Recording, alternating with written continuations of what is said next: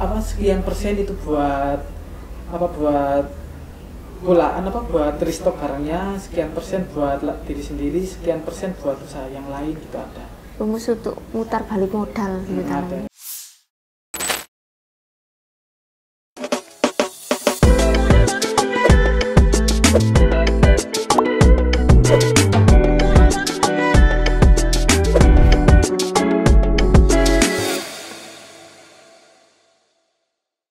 Oke, kembali lagi dengan channel YouTube Yo Ngobrol.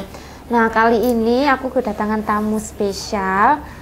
Sebenarnya bukan spesial juga sih, soalnya tamu kita ini sudah beberapa kali datang ke podcast ini. Tentunya kalian juga kayaknya bakal tahu. Si dia ini siapa, langsung aja deh kenalan sama tamu kita. Kan biasanya Mbak. Dengar-dengar Mbak Ade udah nikah ya ini ya? Duh. Iya, udah mau 1 bulan ini malah. Oh, nggak ada kabar kok gak ngundang Mbak Ade? Iya, soalnya kan aku ngundang cuman itu aja mas, keluarga inti aja. Alah. Nggak dibesar-besarin juga sih. Beberapa orang aja yang tahu maksudnya. Oh iya.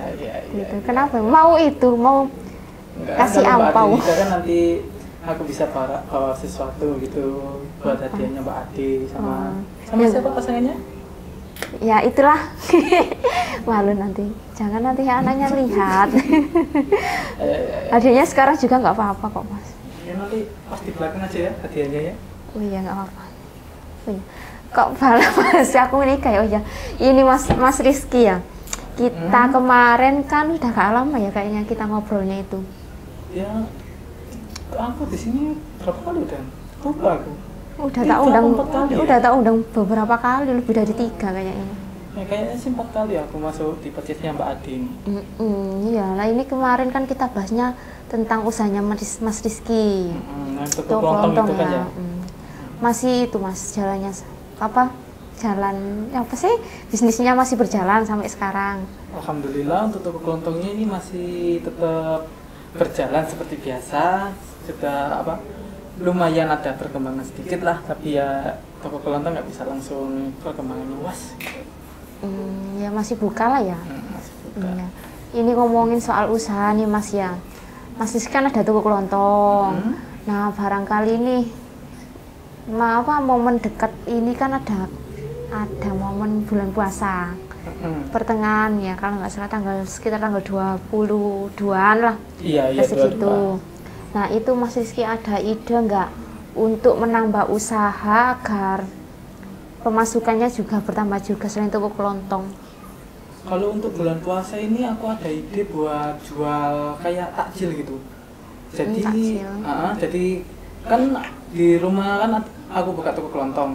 Iya. Nanti kan di samping rumahku atau di depan rumah nanti aku buka kayak jualan takjil buat orang-orang yang habis pulang kerja yang nggak kesempatan buat masak gitu, nanti aku jual kayak gitu. Bisa takjil, kue kayak nastar gitu. Kue kering, kue lebaran gitu ya. Ya nastar, putri salju gitu. Kan biasanya kan ramai juga yang suka kue nastar, apalagi pas lebaran kan jelas banyak banget peminatnya kue nastar, kue putri salju itu. Oh, yang takjil tadi berarti target konsumennya orang yang bekerja itu tadi. Iya, orang yang enggak, kan biasanya orang pulang kerja nih ya. Orang pulang kerja itu kan biasanya pulang kerja jam 4 jam 5 aja kalau nggak salah. Iya, sekitar jam segituan. Jam 4 jam 5 mepet banget kan sama waktunya buat buka puasa. Nah, itu aku target konsumen saya itu lebih cenderung ke arah orang-orang yang kayak gitu. Yang orang-orang yang nggak sempat buat masak atau buat buat waktu untuk itu tadi. Apa? Buat masak tadi itu. Konsumennya di arah situ. Nah, ada juga nih orang-orang yang kan ada juga ibu-ibu yang nggak bisa masak atau masaknya cuma itu simple aja, nggak bisa masak yang kayak sayur-sayur kan masak sayur kan agak ribet juga kan ya. Iya, kan juga menyita waktu. Bisa masak dulu Pak Adi? Oh, bisa dong. Oh, bisa ya. Aku ada istri yang baik kan. Ini belajar tutorial di YouTube kan banyak toh, memanfaatkan media sosial yang ada. Barangkali nih kalau Mbak Ade habis pulang kerja di rumah nggak ada waktunya mepet banget sama buka puasa, bisa catering ke saya juga nih. Nah, ada diskon juga ya Pak? Iya, nanti ya kan? belakangan lah. Oh ya, ini ngomong soal takjil ya. Menu yang paling banyak dicari biasanya menu apa, Mas? Kalau biasanya sih, kalau ini kan aku ada di desa nih ya. Iya. Biasanya kalau orang-orang desa itu lebih ke arah kayak dadar jagung, dadar pete, langsung tahu botokan. Tahu lah yang dibungkus. Apa daun pisang? Iya, yang dibungkus daun pisang terus dikukus itu. Brengkesan. Brengkesan juga. Nah, lebih cenderung ke arah situ sih. Soalnya kalau untuk kayak makanan yang apa di desa, kalau untuk makanan yang ke atas lagi, contohnya yang kayak apa ya? Ayam goreng, bebek goreng itu kan harganya agak mahal. Kalau untuk daging-dagingan di bulan puasa juga kebanyakan kebutuhan makanan kan harganya naik semua rata-rata. Nah itu aku lebih cenderung jualan yang harganya terjangkau kayak sayur-sayuran, dadar jagung, dadar pete kayak gitu. Ada lauk kayak ikan kayak ikan asin yang dibuat potongan gitu. Iya. Tahu tempe. Potongan tahu tempe. Berarti makanan rumahan lah ya. Makanan rumahan yang paling disukai sama orang-orang yang ada di daerah sekitar. Oh ya Mas, kalau misalkan ya buka kayak takjil gitu biasanya modalnya berapa sih Mas kalau gitu? Biasanya soalnya kan menu makanan juga ada yang naik juga kan harga gitu. Kalau untuk modalnya ini tergantung sih, variasi. Kita kan modalnya kan nggak harus besar sih. Kita kan bisa kita lihat dulu. Maksudnya dilihat itu kita kira-kira dulu orang-orang ini, kita survei dulu orang-orang di sekitar ini banyak yang banyak yang contohnya nggak bisa makan atau pas jam kerjanya pulangnya mepet sama waktu berbuka. Nah itu kita lihat dulu. Biasanya itu aku modalnya itu sekitar 100 sampai 150 ribuan. Itu buat kayak foto-fotoan itu kan murah kalau untuk sayur-sayuran daripada daging-dagingan gitu. Jadi lebih cenderung modalnya sekitar 100 sampai 150-an. Untuk buat potongan dibantu sama ibuku juga bisa buat sendiri gitu. Dibantu masih sih buat sendiri, masak sendiri. Dibantu sama ibuku. Soalnya yang paling banyak ibu pastinya. Ini dong, sudah kelihatan ya teman-teman. Oke Mas Rizky, tadi kan bilang tentang takjil nih ya. Itu biasanya menu apa aja buat takjil? Kalau untuk takjilnya yang seperti tak jelasin tadi, apa? Tak jelasin tadi. Ya kan menunya belum. Kan kayak sayur-sayuran. Itu kan menu buka puasa. Nah itu kan termasuk takjil kan. Menu buka puasa sama takjil itu sama emang? Sama. Takjil kan enggak? Takjil kan istilahnya takjil kan menu buka puasa. Nah yang aku jual itu takjilnya itu yang kayak yang tadi potongan. Itu kalau orang-orang desa nyebutnya emang potongan yang dibungkus daun pisang tadi. Ada juga aku jual gorengan. Biasanya kan anak-anak kan lebih suka kayak gorengan pisang, langsung ote-ote gitu, tahu berontak, tahu fantasi kayak gitu. Itu juga biasanya ada beberapa yang jual kayak gitu. Cuman aku lebih fokusnya itu ke jualan makanannya, maksudnya jualan lauknya, jualan lauk untuk buka puasa. Sama untuk jualan yang paling banyak dicari itu es. Soalnya kan habis puasa kan habis puasa kan butuh yang seger-seger kan ya. Enaknya makan yang seger-seger, yaitu aku jualan es kayak es janggelan, es garbis, es yang harganya murah lah kalau buat orang-orang desa gitu. Yang itulah ya sekiranya buat orang rumahan bisa itu ya dibeli. Gitu itu kan sudah seger banget kan es kayak es garbis gitu. Apalagi pas habis puasa seharian penuh langsung minum es garbis terus. Biasanya es teh sih biasanya aku sukanya. Kalau es teh masih kurang. Enggak sih ya. Soalnya kan bikin sendiri kan. Soalnya kan bikin sendiri. Kapan-kapan harus coba es garbis atau es janggelan itu. Ya nggak apa, gratis juga nggak apa-apa. Malah lebih enak nih. Nanti seluruh timnya nanti tak traktir ya. Oh ya bener ya ini teman-teman. Ini Mas video pegang kameranya ini juga bakal ditraktir juga satu kantor. Satu kantor ini ada berapa tim sih? Di sini ada kayaknya 12 deh. 12 ya? Iya. Nanti tak kirim 12. Oh beneran ya? Oh ya awas kali ini. Tak tagih di rumah ini. Oke. Oh ya Mas, ini ada yang pesen itu nggak? Menu-menu buka puasa juga nggak? Atau takjil gitu? Biasanya kan kadang ada orang beberapa yang di pinggir jalan itu loh Mas.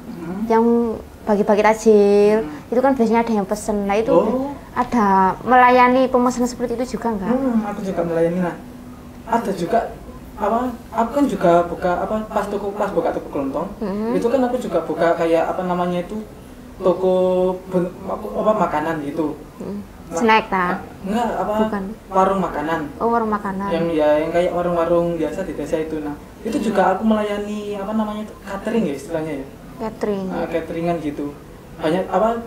Dulu apa masih apa namanya Apa itu? namanya? Sampai sekarang Iya. itu juga masih ada tetap orang yang pesennya itu udah jauh-jauh hari. Maksudnya itu dari pagi ya. Mbak nanti biasanya kan ibuku yang nerima. Ibuku biasanya di WA kayak gini, Mbak. Nanti tolong kirimin makanan ini. Orangnya itu pesen yang nggak ada di menu. Kayak gitu, itu bisa juga request iya, berarti bisa ya. request itu. Nah, untuk buka puasa juga menu buka puasanya lauknya itu juga tiap hari aku ganti-ganti. Kan nggak mungkin kan aku langsung jualan brengkesan banyak atau fotoan banyak versi gitu. Iya. Jadi biasanya itu untuk hari 1, 2, 3 itu fotoan tahu tempe, fotoan ikan pindang kayak gitu. Terus hari selanjutnya fotoan pepes gitu. Diganti menunya biar nggak bosan Biar juga. nggak bosan. Kan, Kalau jualnya itu aja kan, kalau makanan kan orangnya cepet bosan. Apalagi kalau fotoan kan makanannya cuman itu aja gitu. Iya. Terus gampang basi juga kan ya kalau makanan kayak gitu. Iya. Kalau ini Mas tadi kan sudah bahasnya tentang takjil nih lah. Kalau momen Lebaran, bicara tentang momen Lebaran nih, biasanya kan ini ya ada beberapa orang ya kayak misalnya aku contohnya beli baju Lebaran. Nah itu kepikiran nggak Mas Rizky buka usaha seperti itu juga? Kalau itu aku sempat kepikiran itu malah jadi kayak apa? Jadi reseller baju gitu. Jadi aku ngambil barangnya dari temanku kan punya usaha baju. Ya. Itu aku ngambil barang fotonya itu dari temanku. Nah, aku bayarnya itu pas kalau ada yang order. Jadi aku posting di storyku, di story WA-nya ibuku juga, di Instagramku juga aku posting buat apa namanya itu barang-barang yang mau aku jual yang dari temanku itu. Nah, kalau ada yang beli itu baru aku pesenkan ke temanku. Jadi lebih ke arah resellernya. Online shop di online Iya. shop kan gitu kan? Iya, di online shop kayaknya di online shop kan kayak gitu. Soalnya kalau kita kayak sudah masuk ke ranah baju atau yang lainnya itu kan modalnya kan harus Besar, banyak kan ya. iya besar juga. Nah, makanya lebih enak itu meskipun untungnya sedikit, jadi reseller kan nggak bisa langsung ambil untung banyak. Jadi kita cuman ngepajang di katalog kita apa aja yang kita jual. Kalau ada yang beli kita teruskan ke pembeli ke penjualnya. Maksudnya kita belikan melalui reseller Apa ya, sih? resellernya gitu loh. Iya iya. Ya itu. Jadi lebih ke arah resellernya sih daripada ke arah buka toko baju kayak gitu. Tadi kan ngomongin tentang reseller nih.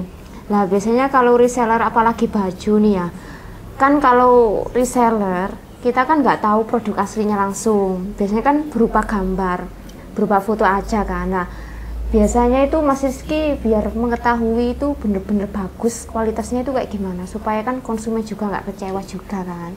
Kalau untuk itu kita juga harus kita harus tahu barangnya gimana.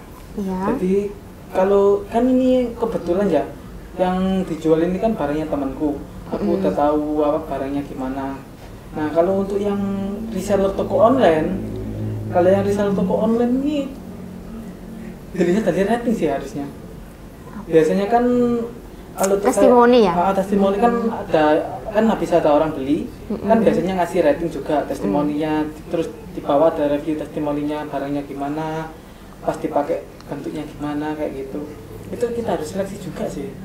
Oh, berarti kalau online bisa dilihat dari testimoninya itu tadi. Kita juga sebelum kita ngambil barangnya itu, sebelum kita pajang barangnya itu kita harus tahu kualitas barangnya gimana, kainnya apa. Jadi nanti kalau biasanya kan orang-orang tanya, Mas ini kainnya apa? Kainnya dingin apa enggak pas dipakai? Gitu kan ada kalau kainnya dipakai itu panas. Sama kita lihat juga desain bajunya ini gimana.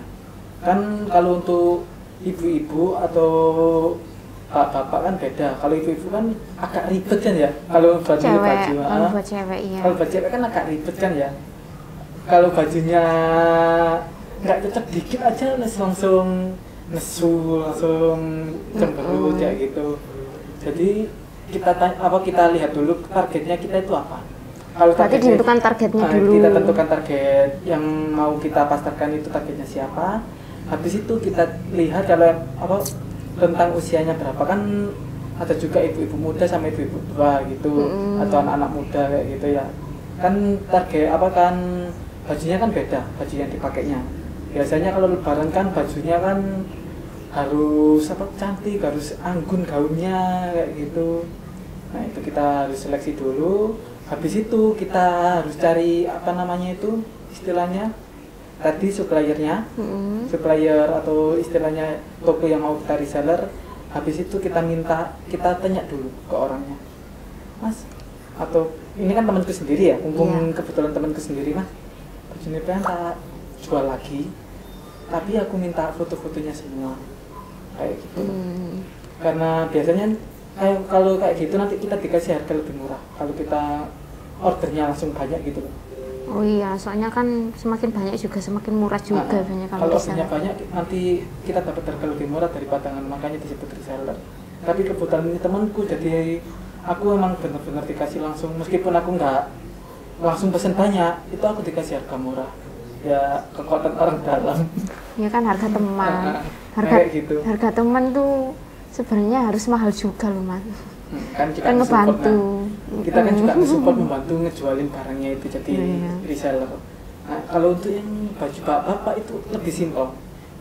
Kalau baju bapak kayak contoh baju saya ini simpel, baju koko cowok kan simpel, apa motifnya kan nggak bervariasi kayak baju cewek. Kalau baju cewek kan ada bunganya kayak gini-gini. Modelnya juga banyak kan, ada tunik, ada dress. Nah kalau cowok kan baju biasa gini, lengan panjang, habis itu ada apa? Coret-coretan Islami apa kayak batik, gitu, itu udah motifnya itu aja udah suka buat cowok-cowok.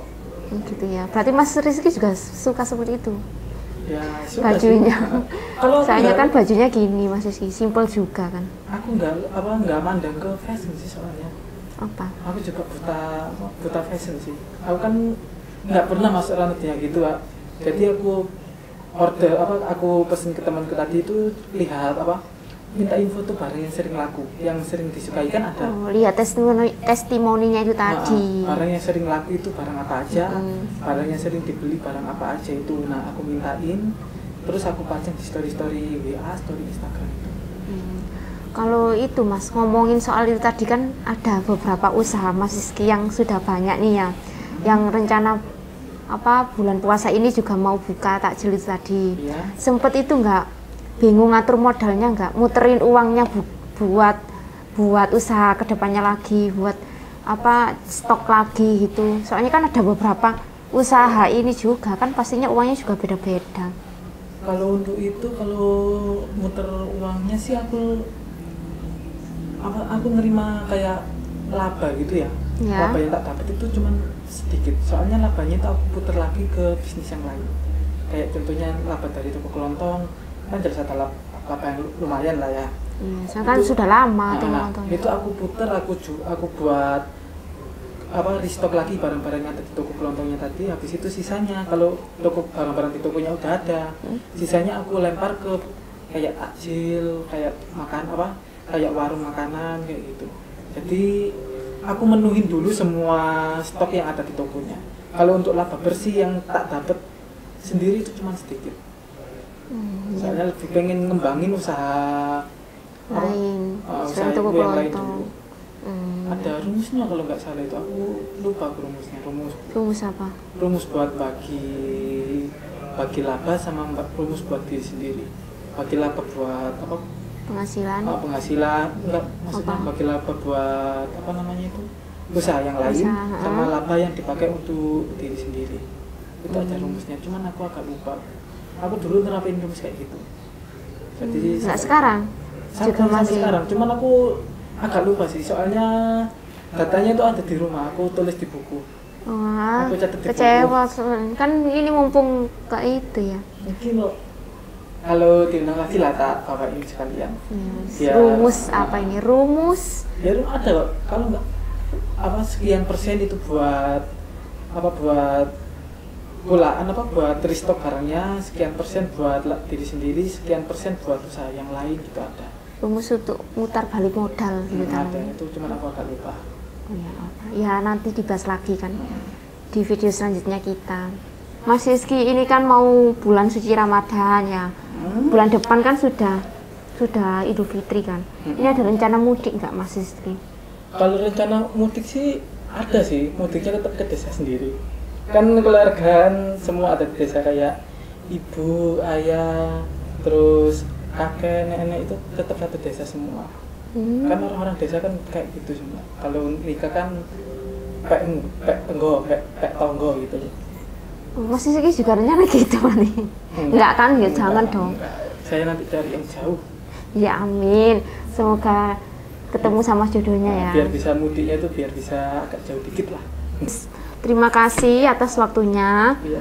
Sama kedepannya kita bakal ketemu lagi kayaknya masih. Bahas yang itu tadi yang rumus putar balik modal tadi.